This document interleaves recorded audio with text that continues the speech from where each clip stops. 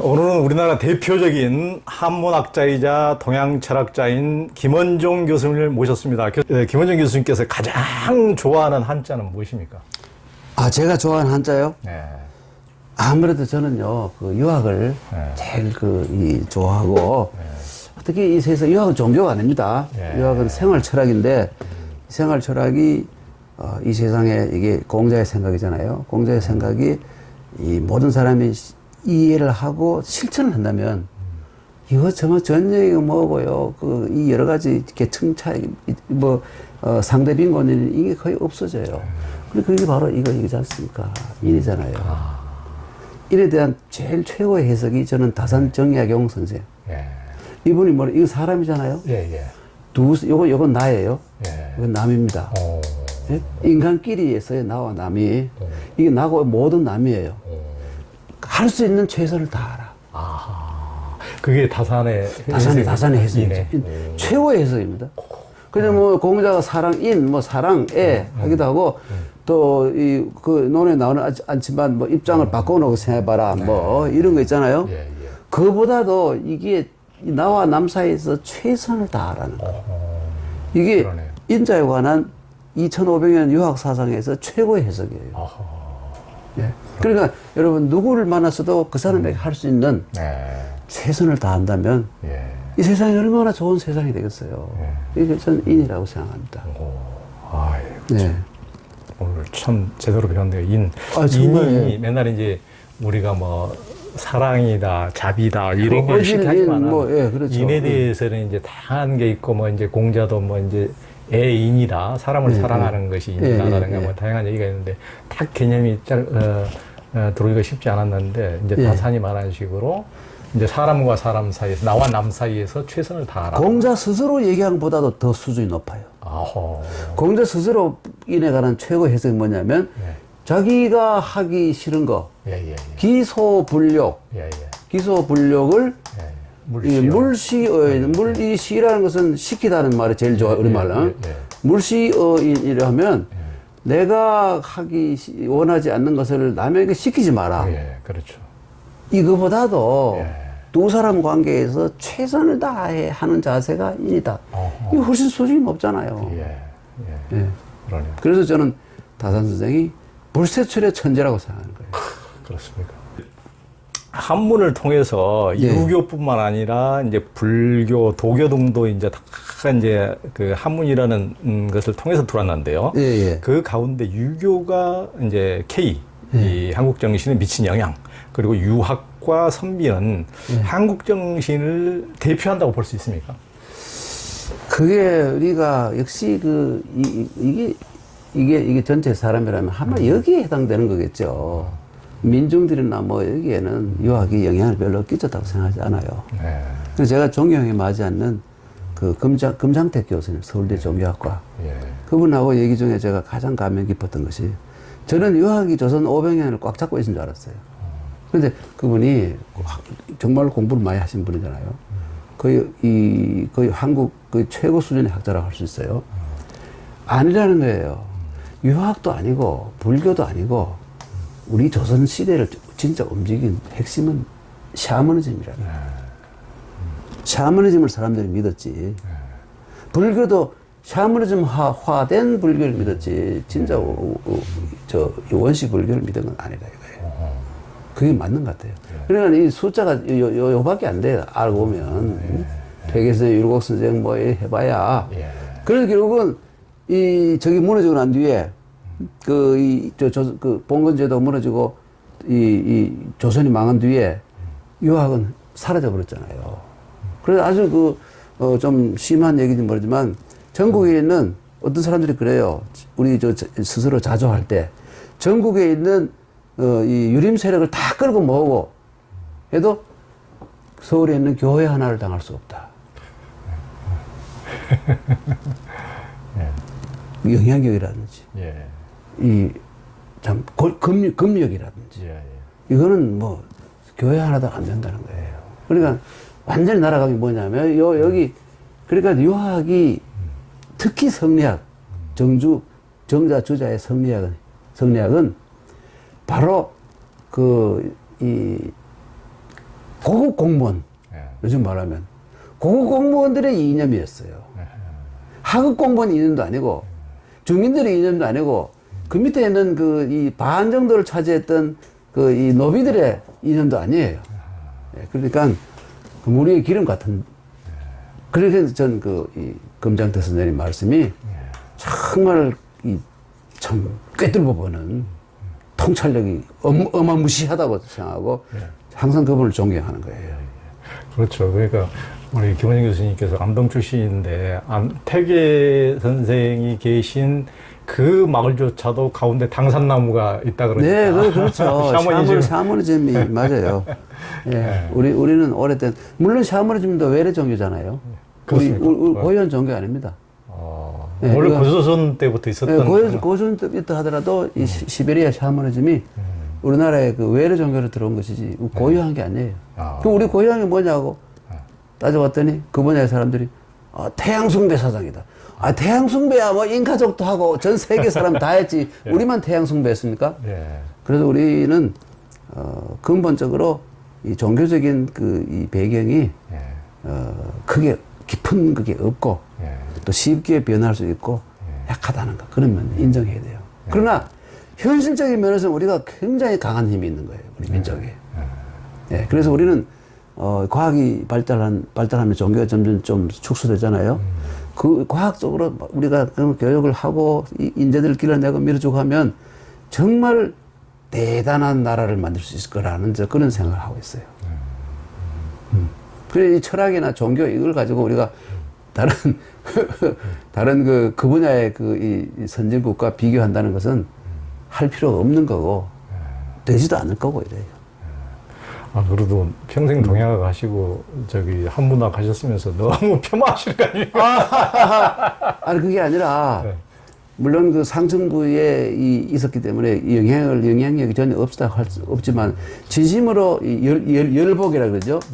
진심으로 유학 사상에 대해서 열복하고 한 사람은 거의 없었어요.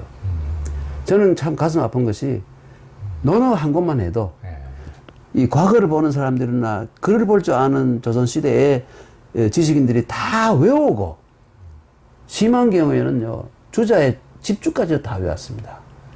그래야 과거를 볼 수 있었어요. 그렇죠. 그랬는데 어느 한 구절을 그대로 실천한 사람은 찾아볼 수가 없어요. 인부지 불어내면 불역군자화.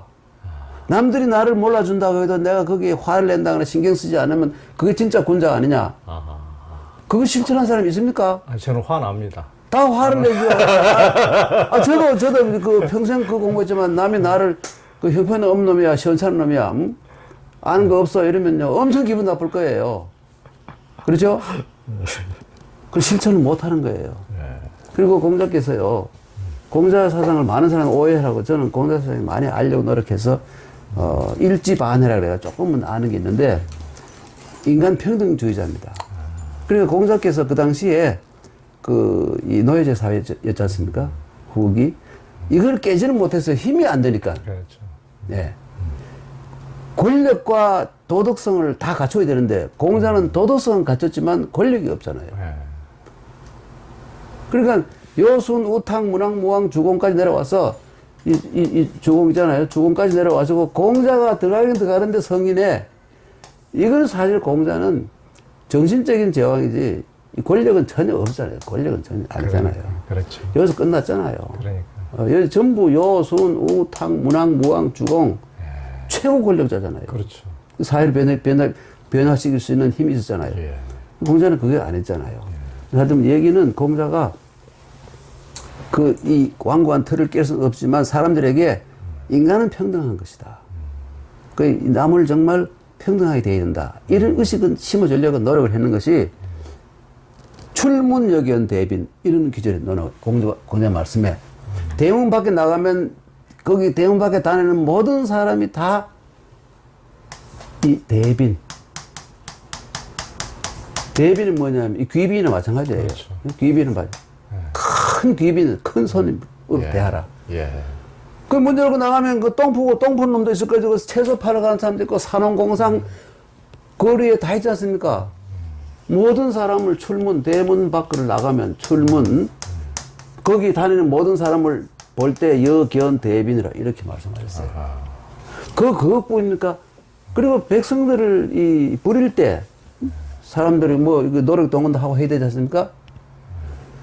여성대제라는 것은 뭐냐면 이걸 성자를 해가지고 대제라는 뭐냐면 이 천자가 하늘에게 지내는 제사입니다. 그렇죠. 네. 제일 체제라 그래가지고 이거 지낼 때 말이죠. 이 천자가 이 주재관이 되고 옆에 돈 없는 사람들은 제후들이에요. 일반 사람은 옆에 가지도 못해요. 그러니까 백성들을 부릴 때 여성 대제 지낼 때의 황제가 옆에 있는 제후들에게 이런저런 일을 나누어가 시키듯이 해라 이랬습니다. 그러니까 제후들이나 일반 시민들이 백성들이나 똑같다는 거예요. 인간의 어떤 이 존엄성에 대해서는. 이 어마무시한 말 아닙니까? 이거 알고 보면. 그런데 이런 거는 입으로만 외우고 머릿속으로 외웠지 하나도 실천하는 사람이 없잖아요. 그러니까 공자님이 그렇게 어려운 주문을 하시니까 왕과 제후들이 따를 수가 있나요? 그냥 다 싫어하고 그냥. 그 점도 있네. 그리고 얘기 나와서 할 말인데요.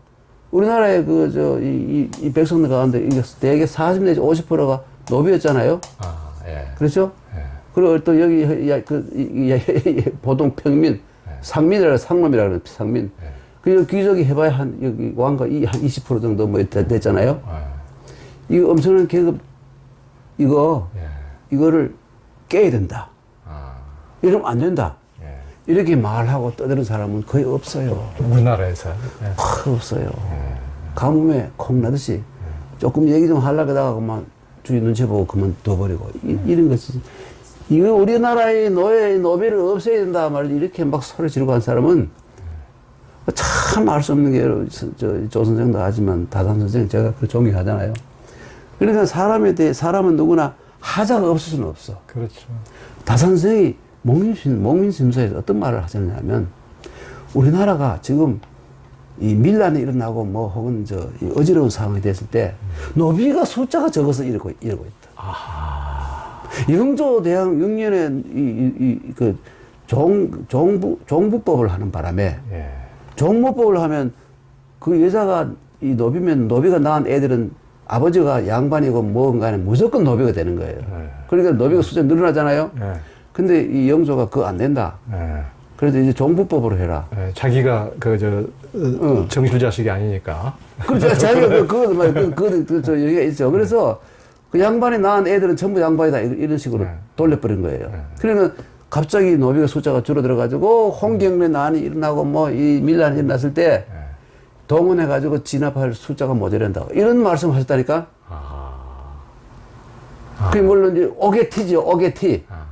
다산 선생도 노비가 많아야 걔들 동원해가지고 진압할 텐데. 임진왜란 이런 것도 노비를 동원해가지고 극복했다. 우리는 이순신 장군 혼자만 잘하는 줄 알지만 그게 아니라 바닷가에서는 그렇지만 보급선을 끊고 역할을 했지만 육전에서는 누가 했습니까? 대부분 의병이잖아요. 의병이 따라다니는 사람이 누굽니까? 전부 노비들이에요. 깃발 내세운 사람은 노예 주고 요즘 말로 양반 보통 한 집에 100명, 200명씩 노비 있잖아요. 그렇죠? 그렇죠. 그래서 많은 사람은 10,000명도 있어요. 조선 초기에. 1,000명, 이건 보통이에요. 서울에서 벼슬 한다가 보통 200-300명 노비가 있어요. 퇴계 율곡도 다 노비가 많았어요. 그렇죠. 그러니까 생각해보면 공자의 사상과는 완전히 말이 안 되는 배치되잖아요. 그렇죠. 그렇지만 이것을 심각하게 받아들여가지고 해결하겠다고 깃발 든 사람이 없잖아요. 그러니까 아는 것 따로 행동 따로가 된 거예요. 깃발 들면 이제 사문난적으로. 자기가 가는 거죠. 그러니까 자기가. 저 동학교도 교주 체제우처럼 사문난적으로 보는 거죠. 그러되죠. 그러나 그런 사람이 좀 있어야 되는데. 그리고 우리 이 서자를 얼마나 우습게 보고 지금도 그런 의식이 남아 있어요. 그렇죠. 서작하면 첩의 자식이라는 말이고. 그리고 심했죠. 족보에도 안 넣고 말이죠. 뒤에서 저건 너희 첩의 자식이다 하고 지금도 지금도 유명한 누굽니까? 국무총리도 했고 했던 그런 이분인데 저 인간 알고 보면 저게 첩의 자식이야. 우리는 여러 명 있어요. 그런 사람들. 다 욕을 하고 있어요. 그렇지만 유학의 핵심인 최고 집대 성자인 공자가 첩의 자식이잖아요. 그렇죠. 그 첩의 자식뿐만 아니라 예. 첩으로 인정도 못 받았어요. 그렇죠. 이 옛날에 그 일처, 예. 응? 일처 다첩 제도였잖아요. 예, 예. 근데 이 공자 어머니는 여기에도 못 들어갔어요. 그렇죠. 60 넘은 남편의 18살 10대 소녀를 이제 그렇지. 취해서 공자를 낳은 거니까. 예, 그래서 그걸 가지고 사기 보면 야합이 생 공자라고 그러잖아요. 야합. 그렇죠. 야합이 뭡니까? 예. 이 야합이 뭔지 알잖아요. 이게 뽕나무 밭에서 낳은 거죠. 예, 뭐 어떤 들판에서 뭐 어떻게 뭐 어떻게 어부더부 하다 보니까 그래가지고 애를 낳았다. 이 사생하잖아요. 예. 응? 첩실도 사생아는 아니에요. 예. 첩의 자식들도. 예. 그런데 왜 그 공자를 가장 높이 보고 공자의 그 모든 걸 전범으로 보면서 왜 서울을 차별하느냐. 그렇죠. 기가 막히잖아요. 말도 안 되죠. 말도 안 해요. 그러니까요, 조선시대라는 사회가 공부만 하면 할수록 정말 염증 나는 사회예요. 예, 공부를 하면 할수록 염증이 나는 사회. 우리 잘 벗어났어요. 정말 잘 벗어났어요. 유학자께서 이렇게 말씀하시니 정말 시원합니다. 진심입니다. 진심을 얘기해야죠. 예, 예. 근데 교수님, 그래서 제가, 잠깐만. 이 유학의 본래 그거를 진짜 원시 그 유학, 이것을 회복하고 실천해야 되는데, 안 했다는 그게 문제죠. 유학이 나쁜 거 아니잖아요. 네, 말씀하세요. 그러니까 조선시대 때 그 임진왜란 때나 예를 들면 이제 조헌이나 700 의사 이런 사람들은 이제 다 700명이 선비였다고 그러는데 예를 들면 이제 노비도 그거를 어떻게 믿으세요? 선비였다고요? 아닙니다. 노비가 대다수예요. 광망무당 모든 왜 그러냐면 그때 서해 유성영 선생이 참 머리가 좋잖아요. 이걸 극복하려면 이 노비들을 이용해야 된다. 전공을 세우면 양민으로 바꿔주겠다 했어요. 아하. 면천. 아하, 그때 임진왜란 때. 이 면할 면자잖아요. 예, 예. 이 면천을 시켜준다 그랬어요. 면천. 예, 예. 아, 얼마나 좋은 기회입니까? 열심히 싸워가지고, 저게 목이라도 몇 개 빼가면, 자기뿐만 아니라 후손들이 면천에 평민으로 돌아가요. 노예가 아니고. 얼마나 자유민으로 돌아가, 죽어라 싸우죠. 그래서 그 무시무시한 이 노비들의 이 힘이 임진왜란을 극복했는 거라고 봐도 과언이 아닌 거예요.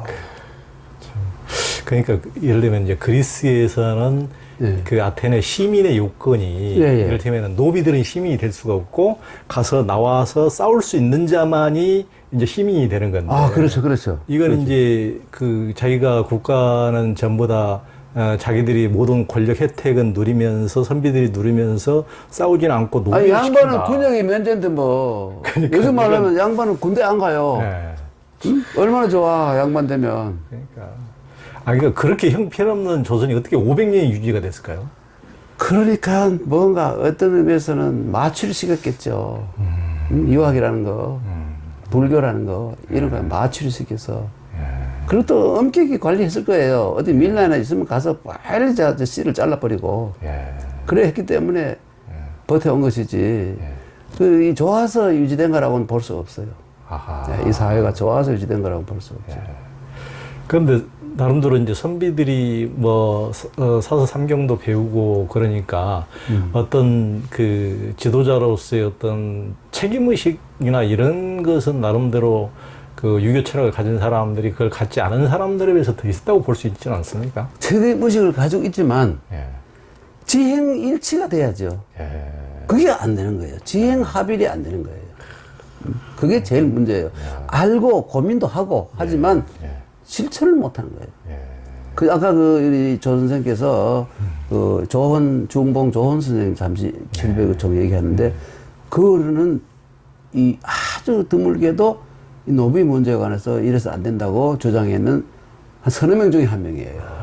그게 대단한 훌륭한 분이죠. 정말 훌륭한 분이에요. 그리고 목숨을 바쳤잖아요. 그렇죠. 이 지행이 합일되는 거 아닙니까? 근데 대부분 도망가기 바빴거든요. 특히 양반 계층은 싸질머지고 도망가기 바빴어요. 그 중에서 용감한 사람이 나와서 깃발을 들고 노비들을 모아가지고 전쟁을 치렀고 그게 실상이잖아요. 근데 그렇게 안 망하고 그래도 그때 일본한테 안 막히고 그 이순신이 막아냈다는 게 참 어떻게 보면은 참 대단한 일입니다. 그 역사에 참 그래서 우리가 세종로에 이 구리 이순신께서 다 버티고 있었기에 우리가 마음이 안심 좀 되잖아요. 예. 정말 그분 대단한 분이에요. 그러니까. 예. 근데 제가 그 어떻게 우연히 알아보니까 이순신 장군 되게 못생겼어요.